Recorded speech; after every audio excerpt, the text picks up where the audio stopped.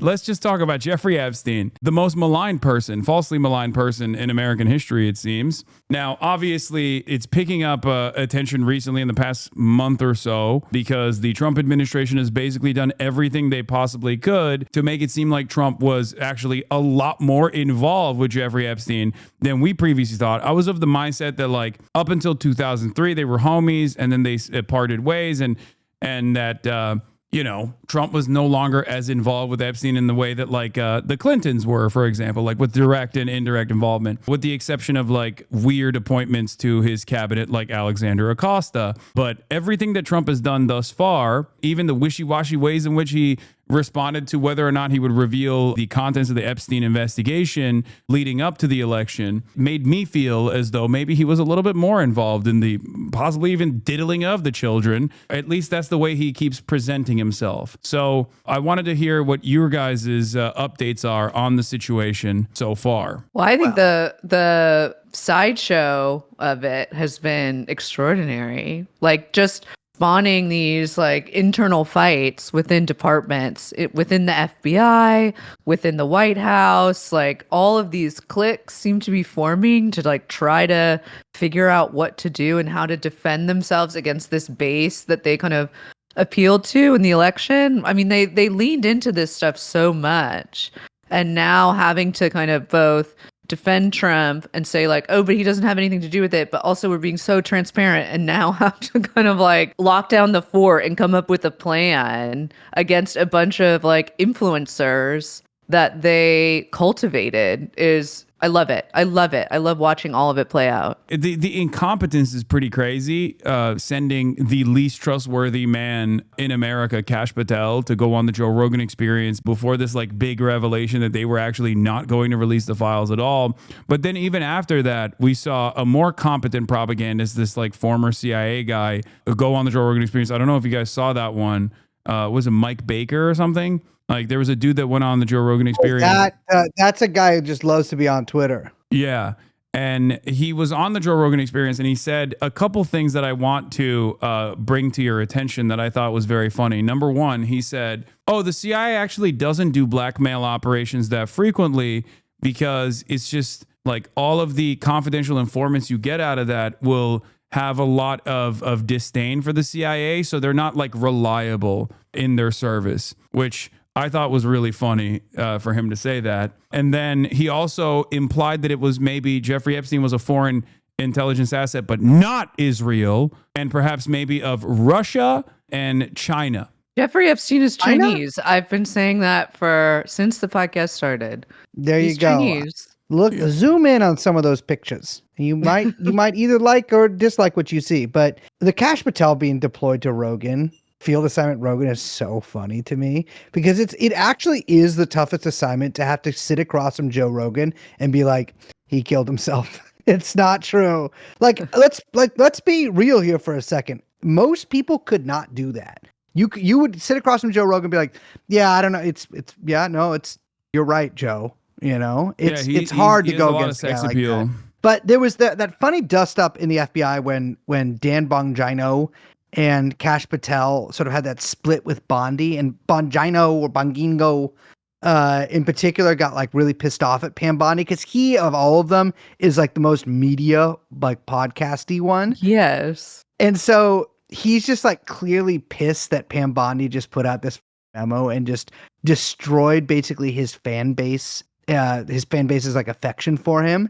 It looks like he's back in the FBI. I mean, there was like he no called, no showed, but then he's back at duty. Although he has not, it seems, been present at the sort of strategy meetings to deal with this stuff. So the other night, there was a meeting that was convened by the one and only JD Vance of JD, Susie Wiles, Pam Bondi, and Kash Patel, no Bongango to be seen at the White House. Because he's a brave truth teller. He has a lot riding on this, his podcasting career. He has the physical appearance of a wife slaughterer due to CTE, but I've just said am I wrong? No, I'm not. I think he'd probably agree with that. He famously blocked me many years ago because I said, what's your steroid regimen? After saying and he wouldn't tell you? No, I wanted to know. I was actually giving him props because he looks so hot. You're just Tren, right? And I'm an Anna warrior. Anna warrior. But so they're having this like strategy meeting because as I'm sure your viewers know, Todd Blanche, Trump's former personal attorney and now deputy attorney general, was dispatched down to Tallahassee to interview the one and only Ghislaine Maxwell, and for like I think 9 hours of questioning across 2 days. And remember, Ghislaine actually has an appeal that's in front of the Supreme Court right now, and so there's a lot of she has some leverage actually here, leverage which like otherwise she would just not be able to really have. We don't know what they talked about in those 9 hours. I mean, there's been some mentions that like she said that Trump never did anything untoward in front of her, which, listen, I'm Ghislaine. I'm saying that no matter what I've seen. Well, I mean, she has perjured herself in defense of both herself in the active court case, but also she has routinely lied about even Prince Andrew's involvement when she was in prison. So she's not exactly the most reliable narrator here. No, I mean, the thing with the Prince Andrew thing is she says the photograph is fake of Prince Andrew and Virginia Giuffre, and that it was done by an I think it's actually still on our website. There's like a FAQ about it, but they had this high level strategy meeting the other night over what to do with the Ghislaine tapes, whether they're going to release them, which I was hoping they would this weekend, but they did not, or they're going to release like a transcript of the tapes, or whether I don't know what they're gonna do. I mean, but they had this sort of talk about it, and I feel like they're kind of in a bind because they sort of need to release the full tapes, or at least what appears to be the full tapes, because otherwise people are gonna be like, well, what the fuck isn't on the tapes? But on the other hand, Trump is like, since Ghislaine got arrested, Trump has been like, well, there's a lot of people that knew a lot of people, and just because people hung out in certain places doesn't mean they were guilty, And Trump is repeating that once more. He's returned to that refrain. But except for Larry Summers and Bill Clinton, who are implicated, and they should be, But I feel like that's the cast of the dispersion that he's doing here to get the stink off of him.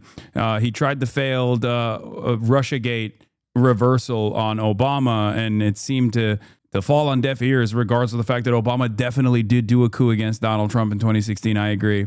And should be imprisoned for it, and also for lying about his birth certificate. But it seems like even his base is not eating that up. So now he has to just like bring out high profile names that are known affiliates of Jeffrey Epstein. But the question I've always had for you guys, the experts on the subject matter, is I have this feeling that this is a mutually assured pedophilia destruction. Like the Clintons are a load-bearing aspect of this of modern American governance, and therefore, if you were to like out the Clintons, well, they could potentially retaliate, right? And therefore, I never thought that they would even attempt to out the Clintons at all, even though the base demands like some kind of red meat. Do you agree with me on this assessment? I think each of us are just waiting for the other one to speak. Liz, you know what? I'm throwing this one to you. I like the state of play. I like the kind of like game theory there. I like this. That everyone is sort of like Spider-Man memeing at each other, right? Everyone's just pointing the finger at one another, but they're all guilty. I like that. I think it's like Trump sent his little like attack dogs in Congress to get try to compel a bunch of testimony. I actually think, I'm like, yeah, let's do it. Let's have some kind of like crazy congressional hearing. Let's put it on C-SPAN and let's get some people up there. I would have a different list probably, but I think it's a good start. Although I don't know what some of those guys are on there. But yes, we've got a list. Let's start there, and we can kind of move forward. I feel like Bill Clinton like won't do it because ex-presidents don't do that kind of thing. But Lady Hillary has been known to speak in front of Congress before, and perhaps we can get another one from her. Although I doubt it, but I would like to see it, so I support it. Yeah, I mean, I think I'm pretty much in agreement with there, except that I think that the further this goes, the more investigations Trump is going to start. I think he's going to start a bunch anyways, but I'm like, if this goes worse for Trump and he somehow jails Obama, well, Trump's probably going to jail at some point himself. And then we have like basically, and Biden will be dead by then. We have like the last two living presidents in prison, which I think would be good for the country. I think after that, there can be like a draw, right? Like everyone could be like, you know what? We got ours in there. You got yours in there. We're good. But yeah, I don't know. I mean, I feel like they are just really trying to like do, and I sound like Mueller she wrote here, but like I really do feel like they are just trying to start as many investigations as possible to like appease, to just throw red meat to people. But Epstein, I think, has such staying power because I'm sorry, Dan Bongino, every podcast is talking about it. You know, well, that's what's kind of amazing is that like they have to keep throwing all these investigations, like you're saying, like red meat to all of these like content creators that they have cultivated as massive like assets for their base. And those guys can't stop talking about it because their base wants to hear it, their audience wants to hear it, and they have to generate the content. And so it's just like it's like this perpetuating loop that they can't get out of because of the content economy. Isn't that beautiful? Mm-hmm. Yeah. Well, I mean, the content economy in and of itself is far more significant. As you guys are also podcasters, you know this. You understand when Dan Bongino says like, I'm losing my authority as a podcaster because of this like ass job that I have to do as like the deputy director of the FBI, which is lame. And job, by the way. That's the kind of job they give that like 12-year-old with brain cancer they've entered into every police department in America. No disrespect to him. Leo Terrell. Leo Terrell is oh, I was thinking about a different dude. My bad. You gotta get Leo Terrell on the stream, my brother. The anti-Semitism are so he can kill me. I love Terrell. No, but it does. I feel like Bongingo is gonna come out. Like if there's gonna be one big loser here, it's gonna be him. Because there was a second when they were He's like, easy there was to like cut loose. I know, because he doesn't. You know, he's bringing. And he has his nothing to own the table. career. He's got to get back to Moink. Oh God! Why Yeah. do we think that it was Kash Patel or Dan Bongino that told everybody, including potentially Elon Musk, that Donald Trump was in the Epstein files over and over again for some weird reason? Gotta say be it was Bongino. Kash Patel. Really? I can see Kash. So Kash is rumored to have just told a bunch of people, but I could see Bongingo being in like a group chat with like not Ashley St. Clair, because unfortunately she is off the market right now, but or just off the. She's been kicked off the island. I'm telling you, Ashley St. Clair, She watches. That's not even a joke.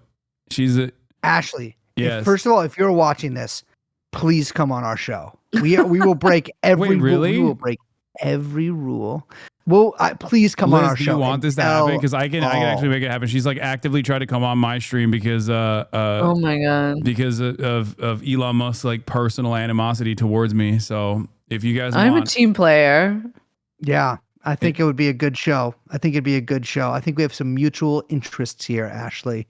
But I could see Dan Bongingo being in like group chats with like Benny Johnson or all those kind of people and being like, but I don't know, because he wouldn't throw Trump under the bus. It's got to be Kash. The thing about Kash that's so funny is that he was like such a true believer. Like I'm so curious about like where his head's at, because he really believed that Trump was like the QAnon king, that he was like coming in to save like save the world from the demon rat pedophiles or whatever his is about.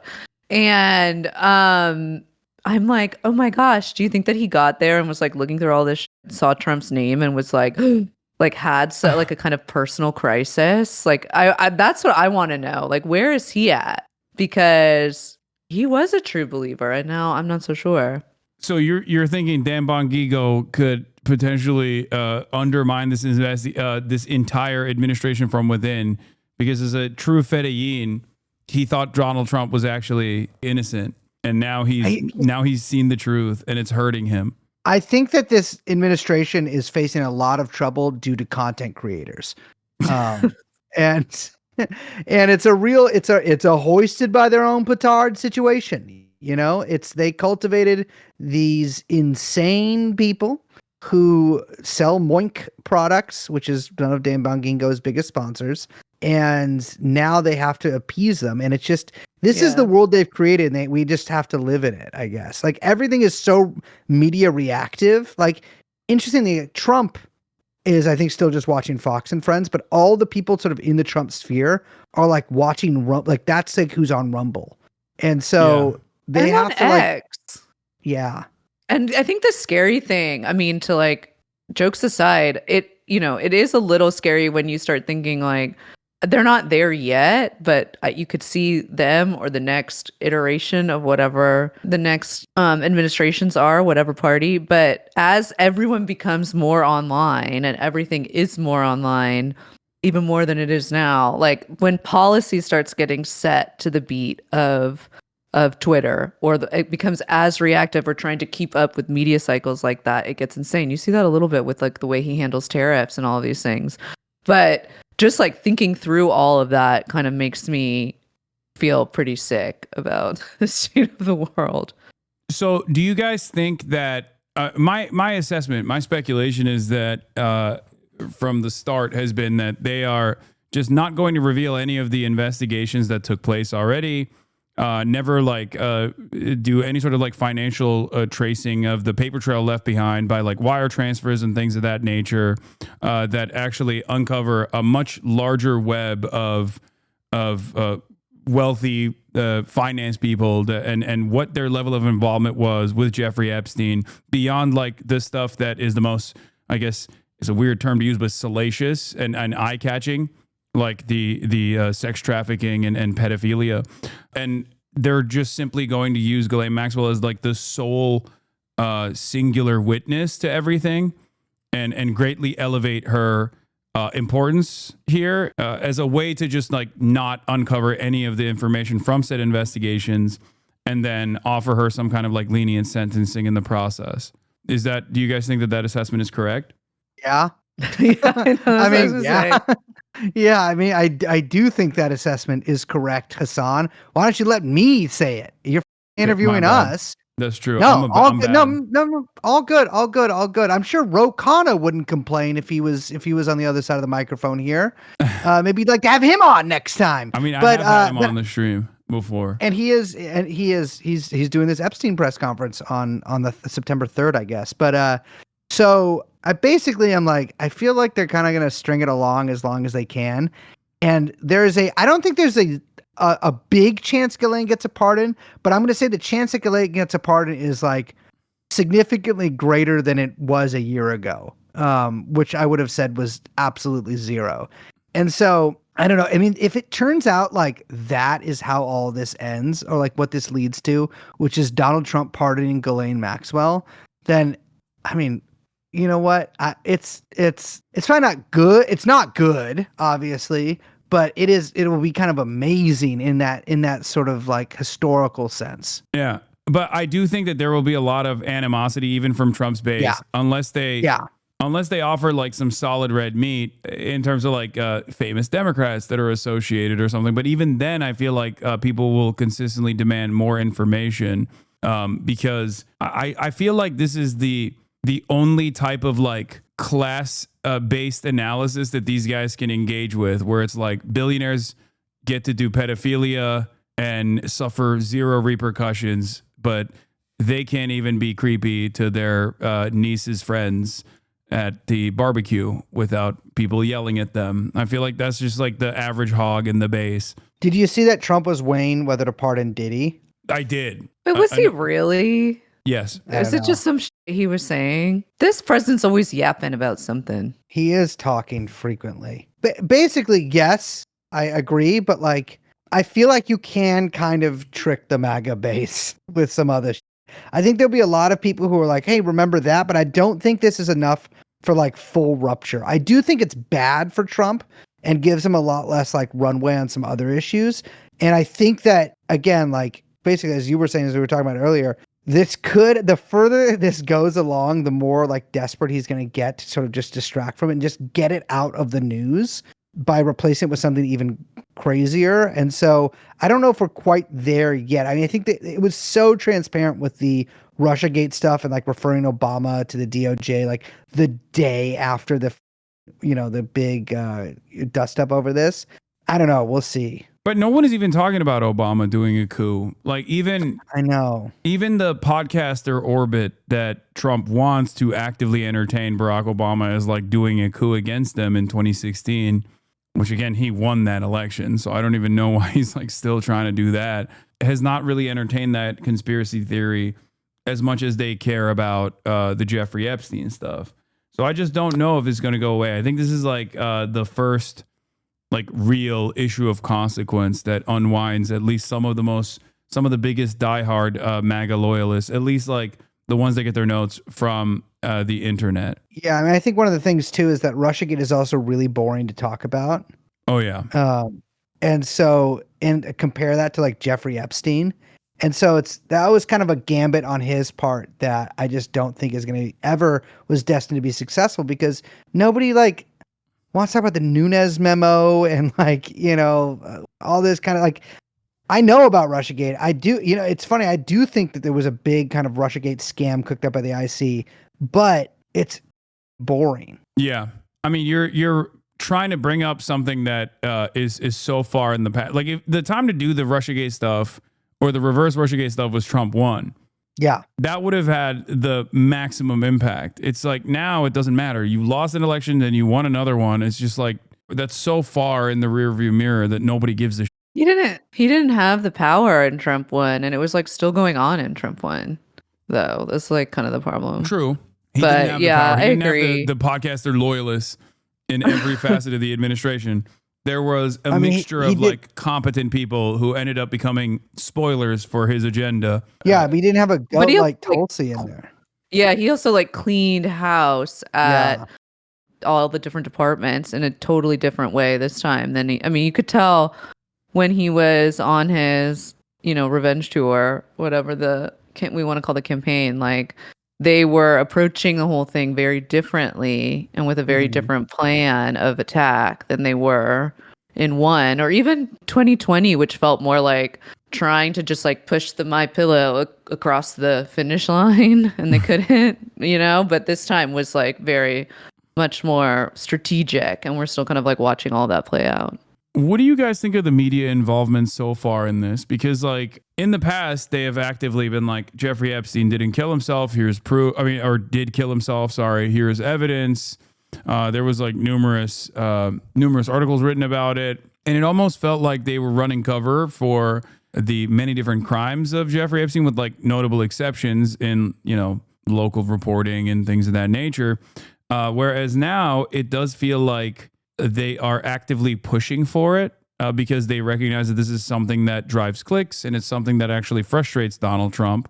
Do you feel like that comfort that they have in covering this issue stems from their knowledge that like nothing of note is ever going to be revealed in this process? Or is there some other reason? I kind of think that, yeah. I think that there is a big part on the Democrat lawmakers that are, or not just lawmakers, like personalities, whatever, that are kind of like latching onto it, that are sort of like see it as something that is like hurting the Trump, that it's like a wedge issue that they can exploit, and they're going in on it with kind of knowing like, oh, there's so much involved procedurally in what people are demanding to like get, the idea of like quote unquote releasing the files or whatever, like the amount of time it would take to redact all of that, like getting all that stuff together. Like I think there's a knowledge there that the process would be so much more complicated than is being communicated to the base, or that the base has the patience for. And so it's like an easy exploit. And they're kind of going after it. I think the Epstein story was seen as like at first very salacious and like, like you said, but also just, it was a big story in like 2019, 2020. And then I think it was sort of seen as like a low class kind of thing to be interested in at all. And now, which by like some of the more Democrat associated media. And now I think, you've seen like a bunch of pretty big articles in like New York Times, Wall Street Journal about this. And to be fair, the Wall Street Journal has had some really good coverage over the past couple of years, especially the stuff with Epstein's schedule, which let us in a little more on his world of hanging out with Woody Allen and Peter Thiel. But I definitely think, it's obvious now that this hurts Trump. And so it becomes like more of a story. Like the birthday book story would not have been released 2 years ago. And like they've probably, if they had it, I don't know. That could have been given to them by somebody who was leaving DOJ, or who knows who gave him that stuff. But I don't know if they would have published that 2 years ago. Whereas now, definitely, like all these kind of stories are like fair game. Why does no one just go up to Alexander Acosta and be like, what did you mean when you said he belonged to intelligence? I mean, he works at Newsmax now. He's on the board of, or News Nation? No, I think Newsmax. One of those. Has happened. That has happened, actually. Alex Acosta, it's a footnote in a DOJ, I think it was like it's like an inspector general style report, I think, examining, it's been a really long time since I read it, examining the plea deal and a bunch of Epstein stuff. And he says that he never said that. And so that's probably the answer that he would give to anybody who asked him. Okay. But also, like, who's seen Alex Acosta? You know what I mean? Yeah. Now, like I said, he just recently got a job at News Nation or Newsmax. Zooming into that. He is zooming into that.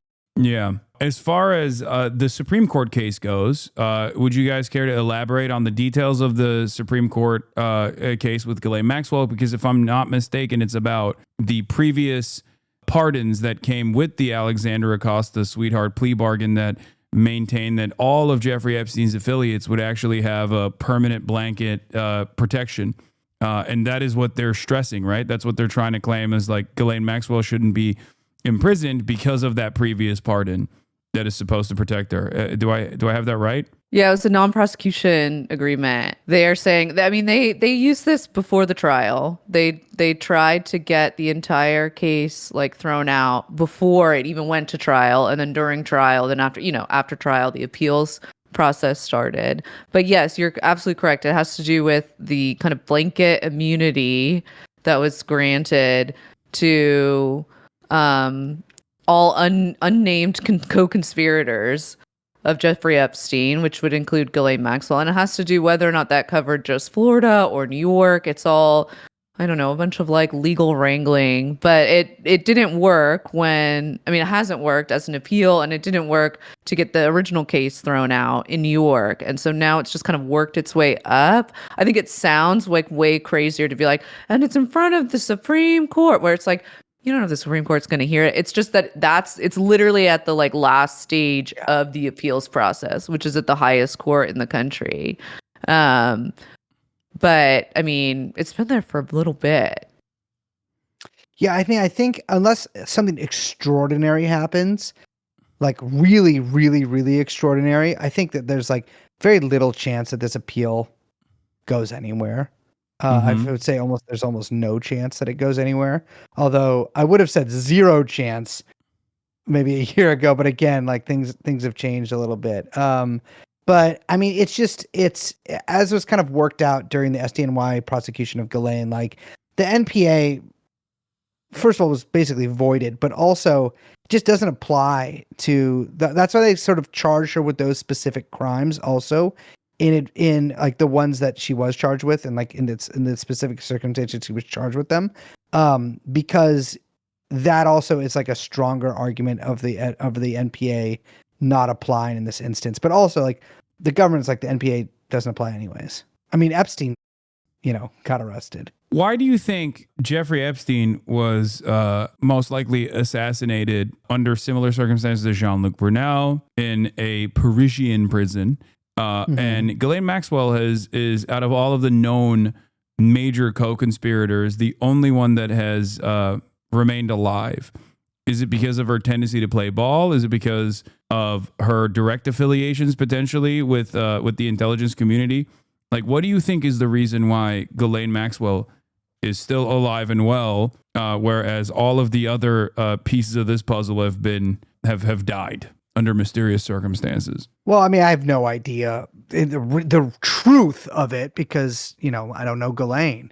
But I mean, if I had to hazard a guess, I'm not as dogmatic about Epstein having definitely killed himself as other people. I think as having definitely been assassinated as other people. I think it definitely is a huge possibility that it happened. With Brunel, there's very little information in English. Although I confess I have not looked into that in the past year to see if anything more has come out. Like a French, report similar to the one about Epstein's death.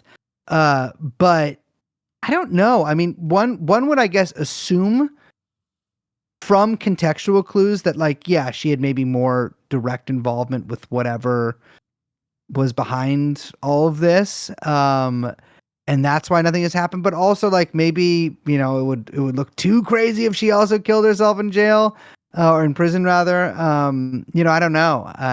Certainly it's easier probably to get someone killed in prison rather than in jail, although she has been in not so difficult prisons to be in. So I guess it probably would be rather unusual.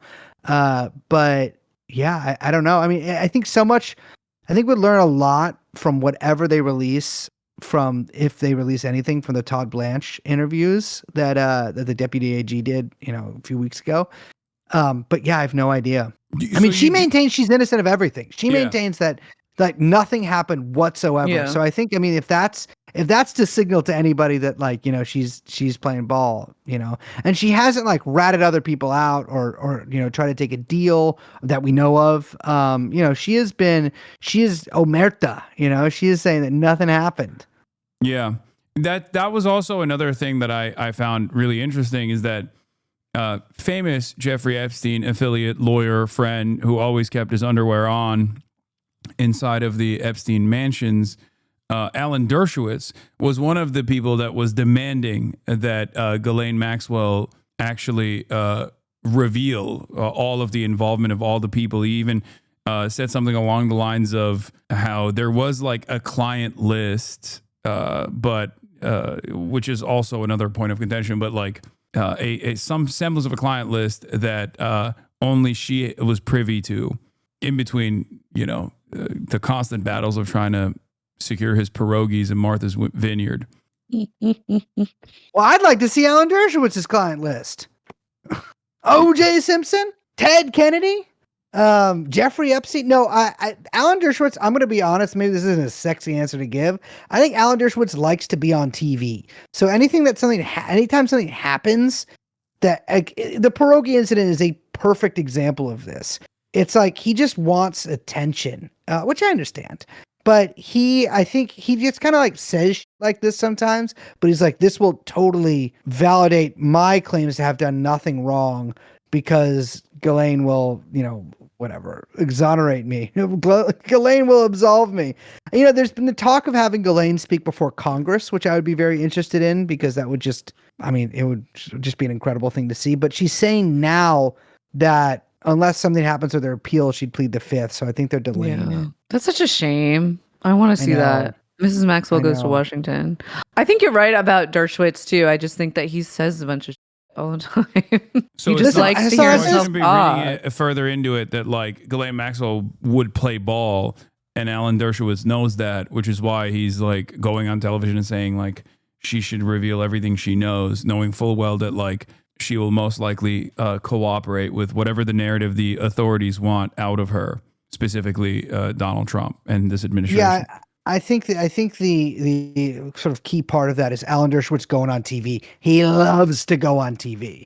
And genuinely, if anyone out there is like, you got a TV show, you're on cable access, nobody is coming on, you can't get any guests, Alan Dershowitz will come on your show. He will go on anywhere. Anytime to talk about anything. I just call him sometimes and I say I'm a reporter and he just talks. He'll just keep talking. And I don't do this on the show because, lawsuits.